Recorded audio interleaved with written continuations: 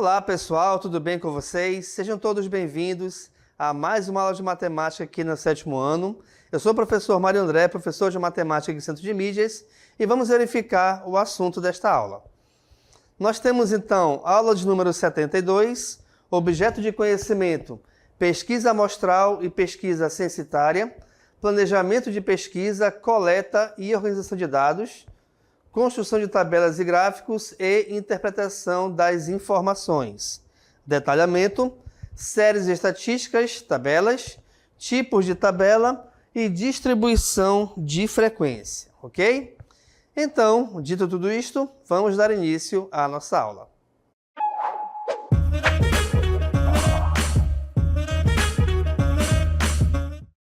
Então, como vocês viram, a nossa aula vai tratar de tabela em estatística. E a primeira pergunta que surge é: o que é uma tabela? É uma tabela de basquete? Não, mas eu só conheço essa. Então vem comigo que eu vou te apresentar a outra. Olha só aqui na tela então.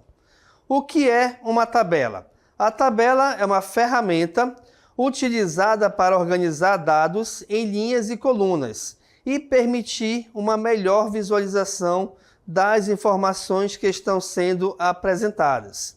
Quando a gente fala em linha e coluna, pessoal, de repente pode ser que a gente lembre em algum momento das matrizes, né? Que foi um assunto que já foi estudado, né? Ou que a gente ainda vai estudar, na verdade, tá bom? As matrizes envolvem linhas e colunas, tá? Ok. Aqui eu vou te mostrar agora um exemplo de tabela. As linhas são justamente os valores que estão sendo dispostos na horizontal, perfeito? E as colunas são os valores que estão sendo dispostos na vertical. Quando você tem aí, no caso, um encontro de uma linha com uma coluna, a gente vai chamar de célula, tá? Então, cada um desses retângulos é a célula. Numa tabela, é importante primeiro que você saiba do que ela está tratando. Aqui no caso, bem em cima, reparem, nós temos uma tabela que esta tabela é em relação às notas dos alunos do 2º ano do ensino fundamental. E aí, reparem que nesta primeira coluna, a informação dada é o nome dos alunos dessa tabela. Então a gente tem aí a Alice, o Pedro, o Ricardo e a Bianca, tá? Em cada linha, reparem que são as notas referentes às matérias. Então aqui eu tenho matemática, português, história, geografia e ciências. Nessa primeira linha são as notas de cada matéria, mas para somente a Alice, tá? Na segunda linha, agora reparem que nós temos as notas do Pedro. Então Pedro tirou 8,5 em português, 8,5 em matemática, 8 em português, 8,5 em história e assim sucessivamente. Então, é importante você reparar o seguinte. Primeiro, que a tabela, tá? Ela sempre vai ser formada por linhas e por colunas. E toda tabela, ela tem que ter a informação do que ela está tratando, tá? E além disso, ela tem que dispor os elementos de forma que você consiga enxergar e você consiga, de repente, também compreender de por que eles estão ali. Aqui nesse caso, então, reparem que essa tabela é em relação às notas de alunos de uma certa série do ensino fundamental. Aqui eu tenho os alunos, tá? E as notas de cada um deles em referente às matérias português, matemática, história, entre outras. Perfeito? Vamos seguir em frente aqui, então. Bem, agora eu vou te mostrar aqui quais são os elementos principais e essenciais dentro de uma tabela. Primeiro, nós temos a linha, onde a linha é justamente essa parte aqui horizontal, tá? Depois, nós temos a coluna. A coluna é essa parte aqui, no caso, vertical. Então, aqui eu tenho 1, 2, 3 colunas. Lembrando que, quando uma linha encontra com uma coluna, a gente tem aqui, então, identificado a célula. E cada uma dessas células, ela possui uma informação. Tá legal? Que tipo de informação é essa? Dependerá sempre do que a tabela está tratando, mas não necessariamente e não obrigatoriamente, digamos assim, uma tabela ela sempre será em relação a números, sempre será em relação a algum tipo de cálculo ou em relação a alguma sequência numérica ou contagem. Por quê? Olha lá. Aqui estou te trazendo uma tabela onde esta tabela ela trata de quê? Dos estados da região norte. Perfeito? E aí reparem que a primeira coluna ela te dá justamente o nome desses estados. Acre, Amapá, Amazonas, Pará, Rondônia, Roraima e Tocantins. Para facilitar a vida, a tabela já colocou esses estados em ordem alfabética. A segunda coluna, reparem que em relação às siglas de cada um desses estados, tá? Então nós temos aqui AC, que é do Acre, AP, que é do Amapá, AM do Amazonas, PA do Pará, RO de Rondônia, RR de Roraima e TO de Tocantins. E a última coluna, ela está mostrando ou está apresentando as capitais desses estados. Então nós temos aí Rio Branco, Macapá, Manaus, Belém, Porto Velho, Boa Vista e Palmas. Então, turma, o que é importante você reparar aqui até agora? Que uma tabela, o mais importante dela é a informação que ela vai te passar. E não necessariamente essa informação ela vai apresentar somente números, tá? Nesse exemplo aqui, esta tabela está tratando justamente de estados da região norte, sigla dos estados de cada um deles e as capitais desses estados. Perfeito? Vamos seguir aqui em frente então, olha lá. Ok, aqui nós temos então um exemplo de aplicação numa atividade ou no exercício do conhecimento sobre tabela. O exemplo 1 diz o seguinte: a tabela mostra o número de carros vendidos em uma certa concessionária no primeiro trimestre do ano. Turma, o que a gente consegue identificar aqui? Olha só, vamos com bastante calma. Aqui eu consigo identificar do que está se tratando essa tabela. Ela está tratando do número de carros vendidos. E aí também você consegue identificar, de acordo com a primeira coluna, que a gente tem dois carros diferentes. Eu tenho o tipo de carro X e o tipo de carro Y, tá? Em seguida, em relação a cada linha, a gente tem a quantidade de carros vendidas por mês. Então, vamos analisar a segunda linha aqui, ó. A segunda linha, ela vai tratar justamente dos carros vendidos do tipo X. Esse carro do tipo X foram vendidos 15 carros em janeiro, 23 em fevereiro e 12 em março. Na linha de baixo agora, reparem que a gente tem essas mesmas informações, só que agora em relação ao carro do tipo Y, onde esse carro do tipo Y nós tivemos 16 vendidos em janeiro, 18 em fevereiro e 20 em março, tá? Então aqui nós temos algumas informações bem importantes, tá certo? Que é o tipo de carro, a quantidade de meses que a gente fez essa pesquisa e também consideramos a venda em cada um dos meses. Vamos agora às perguntas. Quantos carros foram vendidos do tipo X? Então vou colocar bem aqui a letra A, tá bom? Vamos voltar. Do tipo X, reparem que é essa linha que eu estou indicando com a flecha em vermelho. Se eu quero descobrir quantos carros foram vendidos, a gente vai realizar a soma entre esses três valores. Então, nós teremos 15 mais 23 mais 12, né? Então, 15... Opa, ficou feio aqui. 15 mais 23 mais 12. Então, ao somar esses três valores, a gente vai ter aqui no caso, tá bom? A quantidade de carros vendidas do tipo X, perfeito? Então vamos lá. 15 mais 23, o resultado é 38. 38 mais 12, o resultado é igual a 50. Então, quer dizer que, nesses 3 meses, foram vendidos 50 carros do tipo X nesta concessionária, beleza? Vamos à segunda pergunta. Qual foi o melhor mês de vendas? Então, a gente volta aqui para a tabela e vamos analisar agora mês a mês. Ó. Aqui em janeiro nós tivemos 15 carros X e 16 carros Y vendidos, né? Então, a gente vai analisar agora os valores que estão por coluna. Então, aqui, ó, 15 mais 16, o resultado é 31.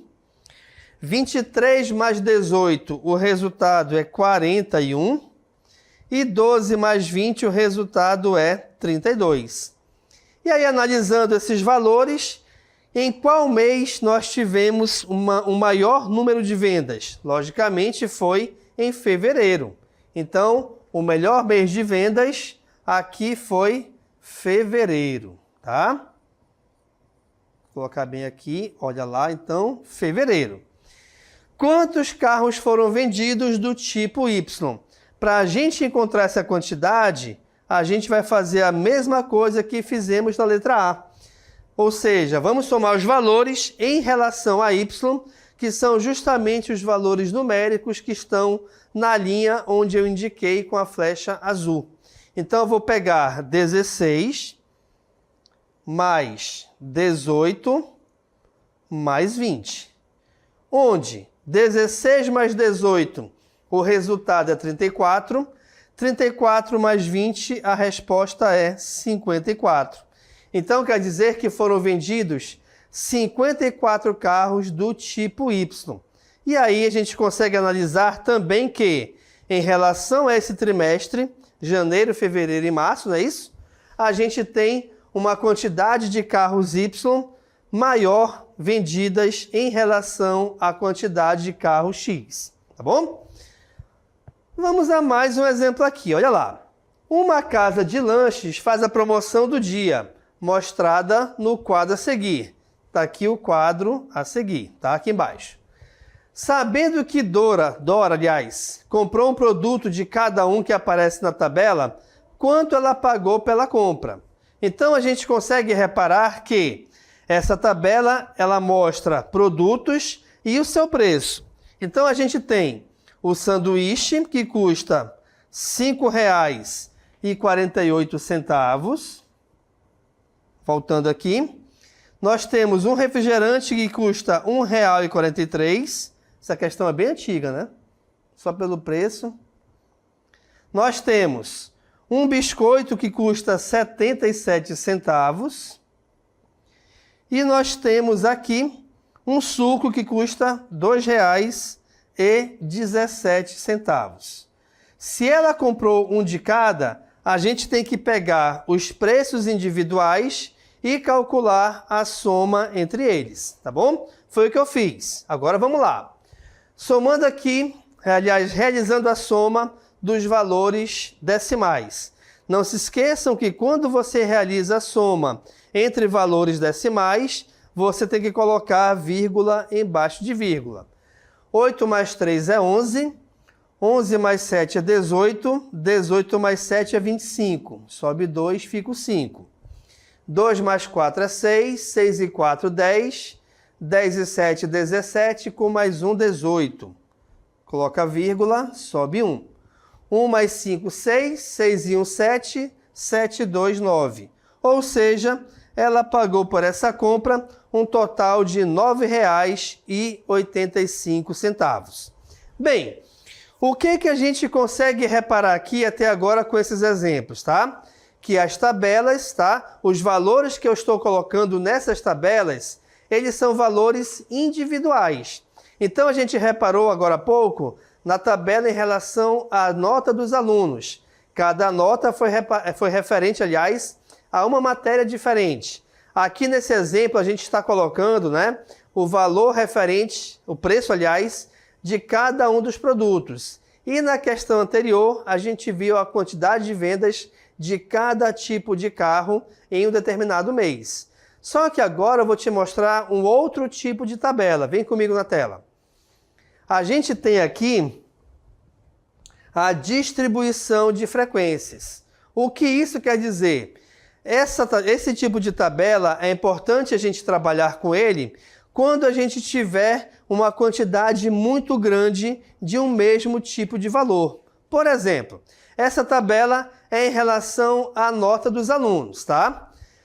Aqui embaixo você consegue reparar que nós temos 36 alunos. Já pensou distribuir aqui 36 notas individualmente? A tabela ia ficar muito grande a ponto de repente, não caber na tua folha do caderno, não caber aqui na tela, tá? Por isso que a gente faz aqui a distribuição de frequências. Atenção aqui, pessoal, para este símbolozinho, ó, tá? Ele se assemelha a esse aqui. Esse traço vertical, ou essa haste vertical que está à sua esquerda, ela mostra onde começa e o tracinho à sua direita onde termina, sendo que o valor que está mais à direita é um valor máximo. Estamos considerando aqui, por exemplo, notas inteiras, 0, 1, 2, 3, 4, 5 até 10, tá? Então, o que a gente vai reparar aqui? Nessa primeira linha, segunda linha, aliás, só estão os alunos que tiraram 0 ou 1. Aqui que tiraram 2 ou 3, aqui 3 ou 4, 3 ou 4 não, desculpa. 4 e 5, né? Aqui 4 e 5, aqui 6 e 7 e aqui 8 e 9. Como é que eu sei disso? É porque, pessoal, esses valores que estão aqui à nossa direita, tá? Eles não entram no conjunto, justamente porque nós temos essa linha aí em aberto, tá? Só vai entrar no conjunto os valores que estão com a haste vertical, beleza? Ok, então a gente consegue verificar o seguinte, que nós temos 4 alunos que tiraram 0 ou 1. Nós temos 8 alunos que tiraram 2 ou 3. Opa! Nós temos 12 alunos que tiraram 4 ou 5. 8 alunos que tiraram 6 ou 7. E 4 alunos que tiraram 8 a 10. Quando a gente faz a soma desses valores aqui, dessa coluna, a gente consegue justamente encontrar o total de alunos que foi igual a 36. Perfeito? Vamos lá agora. Como é que a gente faz para determinar, para montar, aliás, uma tabela de frequências? Vejamos. Eu tenho aqui uma tabelinha, tá? Onde nós temos 1, 2, 3, 4, 5, 1, 2, 3, 4, 20 alturas diferentes, tá? De 20 pessoas diferentes, logicamente. E aí, eu quero montar uma tabela de frequência de modo que ela fique melhor organizada, tá bom? Então, repare que nós temos alturas bem variadas aí, ó. 1,72, 1,72, 1,71, 1,80 e assim sucessivamente. Gente, quando você for começar a montar uma tabela de frequências, é importante que você utilize um elemento chamado rol. O que é o rol? O rol é quando você organiza um conjunto de elementos, você vai organizá-los de forma crescente ou decrescente. Ou seja, você vai organizá-los do maior para o menor ou do menor para o maior. De preferência, você sempre faz o rol de forma crescente. Tá bom? Vem aqui para a tela então. Vamos aqui então, primeiro, definir o rol. O rol pode ser visto como um arranjo obtido por meio de uma ordenação de dados. Essa ordem pode ser feita de maneira crescente ou decrescente. No entanto, a forma mais utilizada para promover uma maior organização é a ordem crescente, que foi o que eu te falei agora há pouco. Assim fica mais simples de identificar os elementos. Então, reparem que agora, a tabelinha que nós tínhamos antes, ela está organizada do menor valor até o maior, tá bom? Bem, Estando organizada desta maneira, o que a gente vai fazer? A gente vai aqui agora montar, né, a tabela de frequências. Ó. Opa! Para isso, para montar essa tabela de frequências, nós temos que conhecer a classe. O que é a classe? Os intervalos são os intervalos de um evento, aliás, os intervalos de um evento são extremamente necessários para a organização da tabela de frequências. Esses intervalos que são as classes. Por quê? Porque o intervalo ele tem que ser igual para cada uma das linhas, tá bom? Então vamos lá. Isso porque ao perceber se é o intervalo entre as variáveis, a frequência dos acontecimentos poderá ser calculada de maneira mais limpa. Sendo assim, caso esteja buscando o resultado preciso, esse elemento ele não deve faltar. Quando a gente pega esses valores e separa em classe, repare aqui o seguinte, pessoal. Aqui no caso, nós temos do menor para o maior, não é? Quando a gente realizar a subtração entre esses valores, o resultado encontrado vai ser igual a 25. E aí, esse 25, você vai escolher o seguinte. Dependendo das classes que você quer montar a tabela, você vai ter aí, no caso, o intervalo entre elas. Então, aqui, olha lá. Reparem que a gente fez 1, 2, 3, 4, 5. Então, eu vou pegar esse 25, dividir por 5, cujo resultado é 5. Então, cada uma das classes, né, o intervalo entre elas, que a gente vai chamar de amplitude, é de 5 em 5. Ou seja, 169 mais 5 é 174, 174 mais 5 é 179, e de 5 em 5 a gente vai montando esta tabelinha, tá bom? Tá bom?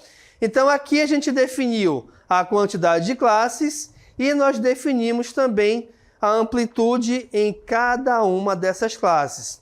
Professor, eu vou sempre dividir por 5? Não. Depende de quantas classes você quer montar. Eu poderia, de repente, por exemplo, montar essa tabelinha em 10 classes, em 6 classes, em 3 classes, tá? Tudo depende da tua necessidade e de como você quer melhor apresentar a sua tabela. Vamos falar agora da frequência absoluta acumulada. Existe a frequência absoluta, que é a contagem individual dos elementos, e existe a frequência absoluta acumulada, tá bom? Conhecemos como frequência absoluta acumulada a soma das frequências absolutas ao decorrer das linhas da tabela. Vejamos como encontrar a frequência acumulada na tabela a seguir. Em uma empresa, o número do calçado das funcionárias foi representado na seguinte tabela. Então vejamos. Aqui eu tenho então pessoas que calçam do número 35 ao número 38, tá bom? Número 35 são 2 pessoas, 36 são 9, 37 são 4 e 38 são 5. Aqui, turma, eu estou realizando a contagem individual das pessoas em relação ao tipo de calçado. Então, nós temos 2 pessoas que calçam 35, eu tenho 9 pessoas que calçam 36, 4 pessoas que calçam 37 e 5 pessoas que calçam 38. Reparem aqui em cima que está identificado que essa coluna é em relação à frequência absoluta. Agora vamos verificar a frequência acumulada. Bem, na frequência acumulada, o primeiro elemento ele se repete em relação à absoluta, tá bom? Agora, o segundo você vai pegar a soma dos 2 elementos anteriores e colocar o resultado aqui, ó. Então, a gente começou com 2, depois tinha 9. 2 mais 9 é 11, para cá vem 11 então, perfeito? Ok. Agora eu vou pegar a soma desses 3 e colocar nessa linha, ó. 2 mais 9 é 11, 11 mais 4 é 15. Então, a frequência acumulada, ela vale 15. Finalmente, eu vou pegar a soma de todos os elementos e colocar nessa última linha. 2 mais 9 é 11, 11 mais 4 é 15, 15 mais 5 é 20. Então, o último elemento aqui da frequência absoluta acumulada é igual a 20. Detalhe muito importante agora, atenção. O último elemento da frequência absoluta acumulada tem que coincidir, tem que ser igual ao total de elementos trabalhados na tabela. Então, aqui eu tenho um total de 20 pessoas. O último elemento da frequência absoluta acumulada também é igual a 20, tá bom? E aí a gente tem, depois de feitas as somas, a nova tabelinha, tá? Com o tamanho, frequência absoluta e frequência absoluta acumulada, perfeito? Diferença entre frequência relativa e frequência absoluta. Existe uma outra frequência muito importante que é a frequência relativa. A diferença entre elas é que a frequência absoluta é a quantidade de vezes que a mesma resposta apareceu, já a relativa é a quantidade de vezes que essa resposta apareceu em relação ao total de respostas. Ou seja, pessoal, quando a gente falar em frequência relativa, tá? Seja a frequência relativa absoluta ou acumulada, geralmente esse tipo de frequência ele vai ser apresentado em forma de porcentagem. Como? Vou te mostrar agora, vem comigo. Então vamos lá. Ó. Aqui, ó, geralmente a frequência relativa é representada em porcentagem e é encontrada quando dividimos a frequência absoluta pelo total de respostas obtidas.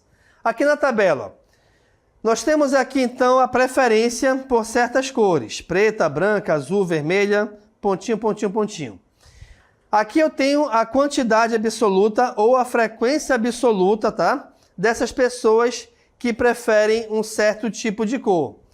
Em seguida, para encontrar a frequência relativa, eu vou dividir cada uma dessas quantidades pelo total. Então veja, na frequência relativa aqui, eu estou dividindo 17 por 50, tá? Onde o resultado é igual a 0,34. Ou, na verdade, transformando em porcentagem, nós temos 34%.